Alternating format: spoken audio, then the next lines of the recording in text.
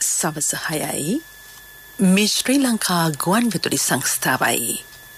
මෙන්න ප්‍රවෘත්ති සංස්කරණය නිශාන් තුෂාර ප්‍රකාශය මයුරි අබේසිංහ. ලබන සඳුදා සිට සතියේ දින 5ම පාසල් පැවැත්වීමට තීරණය කෙරේ. ජාතික ඩෙංගු මර්ධන සතියක් මේ මාස අගදී. ඉදිරි මහකන්‍ය සාර්ථක කර ගැනීම සඳහා කෘෂිකාර්මික යෙදවුම් අවභාවිත නොකරන්නේ ඉල්ලීමක්. වැඩි අස්වැන්නක් ලබාගත හැකි AT 378 නව වී ප්‍රභේදය ගොවි ජනතාවට. ශ්‍රී ලංකා මහ බැංකුව පාර්ශ්වකරුවන්ගේ සහභාගීත්ව කමිටුව පිහිටුවයි.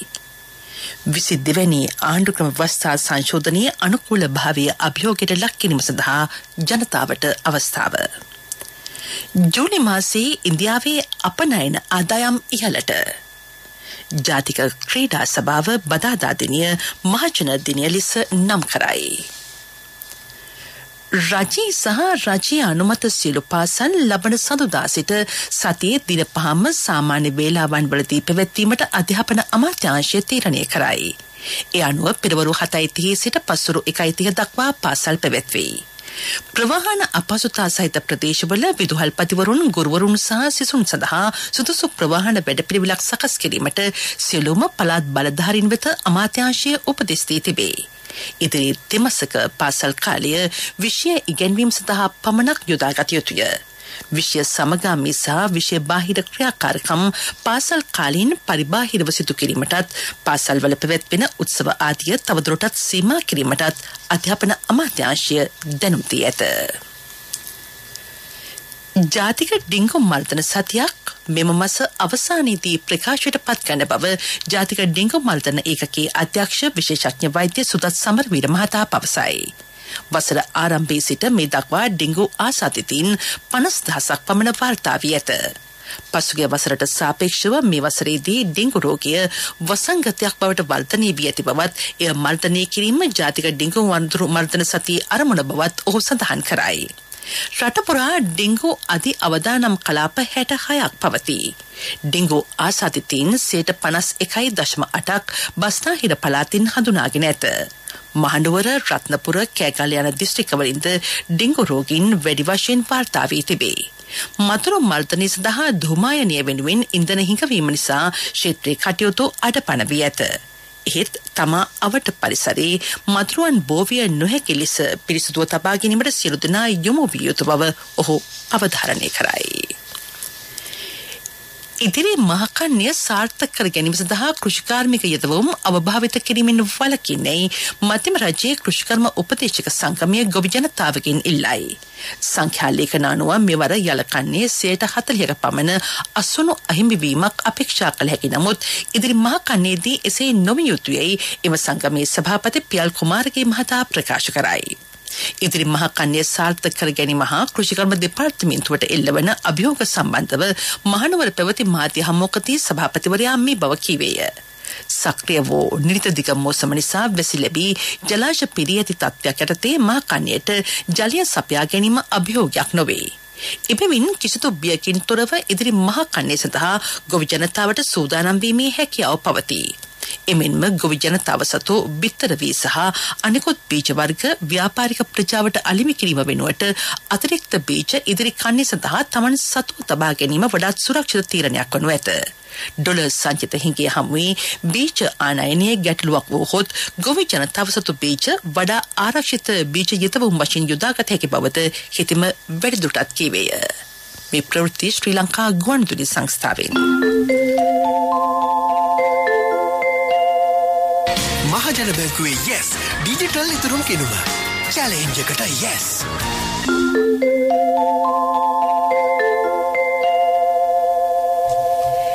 ඉන්ධන බෙදාහැරීමේ ක්‍රියාවලිය පිළිබඳ ප්‍රගති සමාලෝචන හමුව අද පෙරවරුවේ පැවැත්විණි.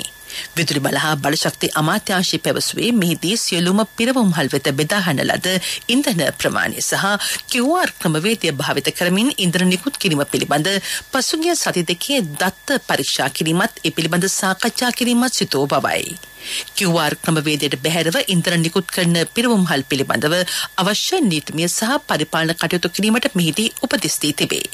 එමෙන්ම අත්‍යවශ්‍ය සේවා පොදු ප්‍රවාහනය ධීවර කෘෂිකර්ම සංචාරක කර්මාන්ත ප්‍රමුඛ කර ඉන්ධන බෙදාහැරීමේ ක්‍රියාවලියේ ප්‍රගතිය සහ මහජන පැමිණිලි පිළිබඳවද මෙහිදී සාකච්ඡා කෙරිණි.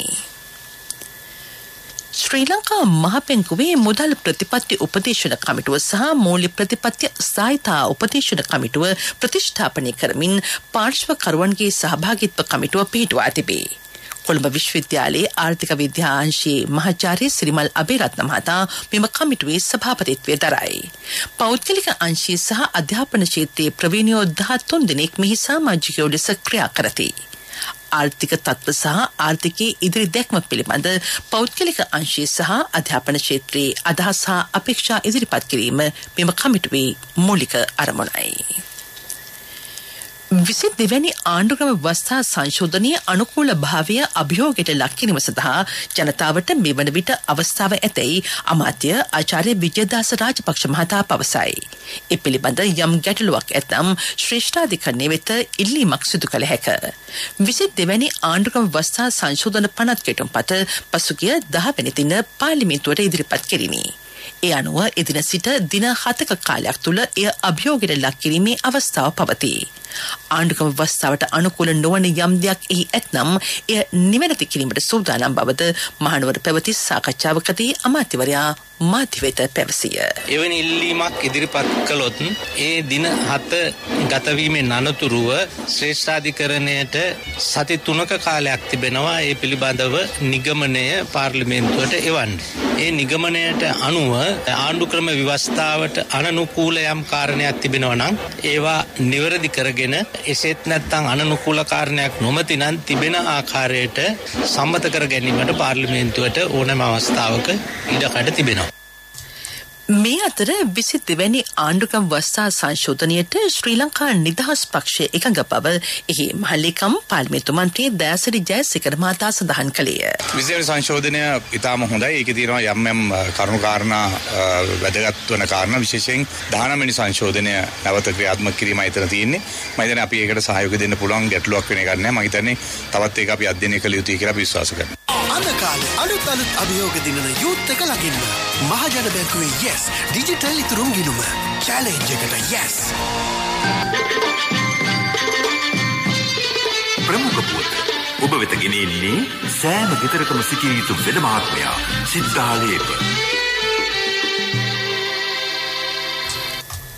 අම්බලන්තොට රජයේ වී පර්යේෂණ ආයතනය මගින් AT378 සුදු කැකුළු යන නව වී ප්‍රභේදය ගොවි ජනතාවට ලබා දීමට පියවරගත් බව අම්බලන්තොට වී පර්යේෂණ ආයතනයේ නියෝජ්‍ය අධ්‍යක්ෂ හර්ෂිනී සිරිවර්ධන මහත්මිය ප්‍රකාශ කළාය.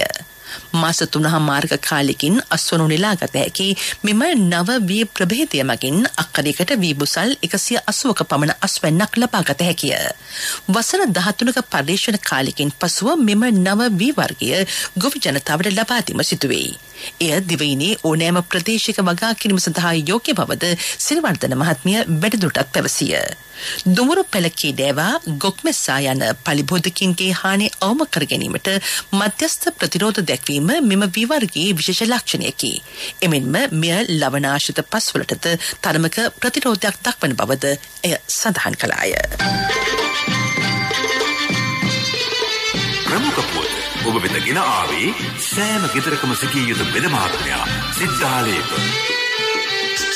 ශක්ති හඬ අවධානය පිණිසයි ඔබ වෙත ගෙනෙන්නේ විවිධ සවියක් CIB ජනක රාසනා ඇරඹුණා. ඔක්තෝබර් 31 දක්වා ඔබගේ බිල්පතට වටිනා තෑගි අදම CIB එන්න. මෝතුපඩ දුම්රිය මාර්ගයේ බෙලියත්ත සිට මාතර දක්වා ඇති දුම්රිය ස්ථානවලට දුම්රියෙන් ප්‍රවාහනය කිරීම සඳහා ජනතාවගේ පාර්සල් බහර නොගැනීම නිසා එම ප්‍රදේශවල ජනතාව දැඩි අපහසුතාවට පත්ව සිටිතේ. මාතර සිට කොළඹ දෙසට ඇති සියලුම දුම්රිය ස්ථානවලට ජනතාවගේ පාර්සල් ඇතුළු වෙනත් භාණ්ඩ ප්‍රවාහනය සඳහා බහර ගැනීම සිදුවේ. නමුත් බෙලියත්ත, බැවුරු කන්නල, කැකනදුර යන දුම්රිය ස්ථානවලට ප්‍රවාහනය කිරීම සඳහා ගෙන එන පාර්සල් ඇතුළු වෙනත් භාණ්ඩ බාර නොගන්නා බව මගේ ඔහු පෙන්වා දෙති. මෙම ගැටලුව විසඳා ජනතාව මුහුණ දී ඇති අසිරුතාවට පිළියමක් ලබා දෙන ලෙස ඔහු ඉල්ලා සිටිති. දුම්රිය සාමාන්‍ය අධිකාරීතුමනි මේ ඔබේ අවධානය පිණිස. විවිධ සවියක් CIB ජනක රාසනා ඇරඹුණා. ඔක්තෝබර් 31 දක්වා ඔබගේ මිල්පතට වටිනා තෑගි. අදම CIB එන්න. විදෙස් පුවත්.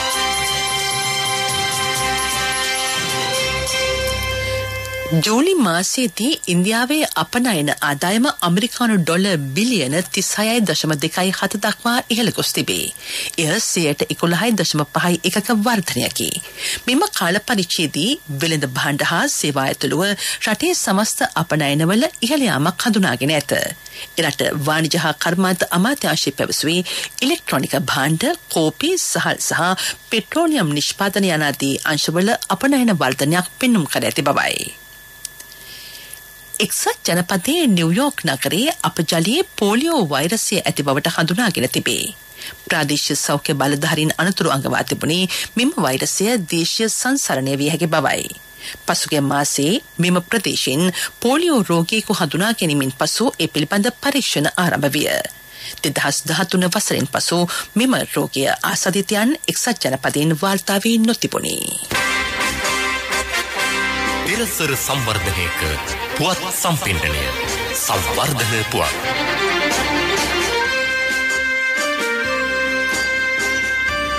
හම්බන්තොට වන සංරක්ෂණ දෙපාර්තමේන්තුවේ අනුග්‍රහයෙන් වීරවිල ප්‍රදේශයේ අක්කර 125ක වන වගා කිරීමට පියවරගෙන ඇත. මේ සඳහා මහෝගනී, තේක, බුරුත යන පෙළ වර්ගවල තවන් සකස් කර තිබේ. වර්ෂාව ලැබීම සමග මෙම පැළ රෝපණය කිරීමට නියමිතයි. මේ අතර වාරි මාර්ග දෙපාර්තමේන්තුවේ අනුග්‍රහයෙන් බෙලියත්ත, හාල්පන්තිනිය මහවැව අලුත් වැඩියා කිරීමේ කටයුතු මේ වන විට ආරම්භ කර තිබේ. රුපියල් කෝටි 3ක මුදලක් මේ සඳහා වෙන් කර ඇත.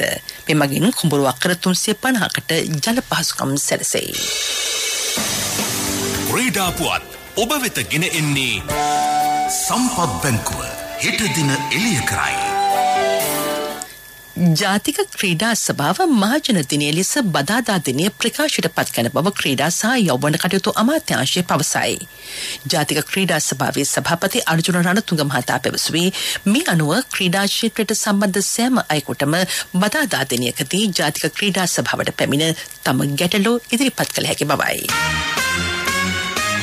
ව්‍යාපාරික පුවත් ඔබ වෙත ගෙන එන්නේ මේ අභියෝගාත්මක කාලයේ NSB වෙතින් අඩුම කාලෙන් වැඩිම පොලිය. ඔබේ කෙටි කාලින ඉතුරුම් තැන්පතුවට මාස 3න් 20%ක, මාස 7න් 22%ක ආකර්ශනීය පොලියක්. ළඟම NSB ශාඛාවට හෝ ප්‍රධාන තැපැල් කාර්යාලයට අදම එන්න. 100% රාජ්‍ය ආරක්ෂාව සහිත එකම බැංකුව NSB.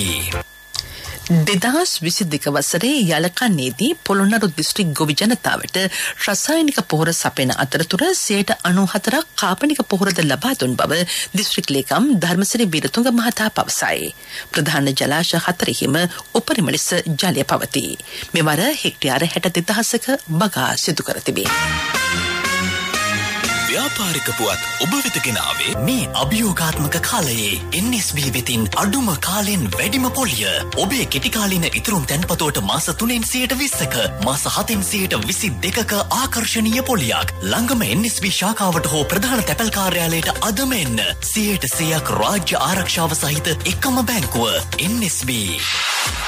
ආර්ථික පුවත් ආවරණය ඔබේ ඕනම අවශ්‍යතාවයකට සුදුසු මූල්‍ය විසඳුම් දෙන එන අය දියුණු වෙන අය එන LOLC සමූහය එන්න දියුණු වෙන්න. පවතින ආර්ථික දුෂ්කරතා හමුවේ ගම්පහ දිස්ත්‍රික්කයේ සෞම්පකාර ප්‍රාදේශික මධ්‍යස්ථාන 285කදී රුපියල් 5000ක් වටිනා අත්‍යවශ්‍ය භාණ්ඩ රුපියල් 4200ක මිලකට ලබා දීමට පියවරගෙන ඇතැයි බස්නාහිර පළාත් සෞම්පකාර කොමසාරිස් කාර්යාලය පවසයි. මීට අමතරව රුපියල් 2000කට සහන භාණ්ඩ මල්ලක්ද පිරිනැමේ. නාඩු සහල්, සුතුසීනි, පරිප්පෝ ඇතුළු දෑ ඊට ඇතුළත් වේ. මගේ මහත්තයා දාපු මේ රත්තරන් මුද්ද තමයි මගේ ජීවිතේ. LOLC එකට ඔයාලගේ රත්තරන් රන් පණ වගේ. ඔයාලගේ රන් භාණ්ඩ අපි ළඟ තියෙනකල් ඔයාලට ජීවිත රක්ෂණයකුත් දෙන්නේ අපි විතරයි. වෙලාවට ගෙවා ගන්න බැරි වුණොත් ඔයාලගේ රත්තරන් කොහොම හරි ඔයාලටම දෙන එකයි අපේ ප්‍රතිපත්තිය. ගෙවා ගන්න අමාරුනොත් අපි කතා කරලා විසඳුමකුත් දෙනවා. මුද්දට මං හිතපු නැති ගාණක් හම්බුණා. ආපු ගමන් වැඩෙත් උනා. වටිනා තෑග්ගකුත් හම්බුණා. LOLC එක කරන ගනුදෙනුවක් රත්තරන් වටින ගනුදෙනුවක් කියන්නේ ඒකනේ. LOLC ෆයිනෑන්ස් රන්සවි රන්නය සේවාව. රත්තරන්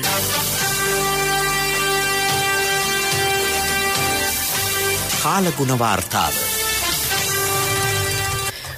බස්නාහිර සහ සබරගමුව පළාත්වලත් ගාල්ල මාතර මහනුවර සහ නුවරඑළිය දිස්ත්‍රික්කවලත් වැසි ස්වල්පයක් ඇති විය හැකි බව කාලගුණ විද්‍යා දෙපාර්තමේන්තුව නිවේදනය කරයි.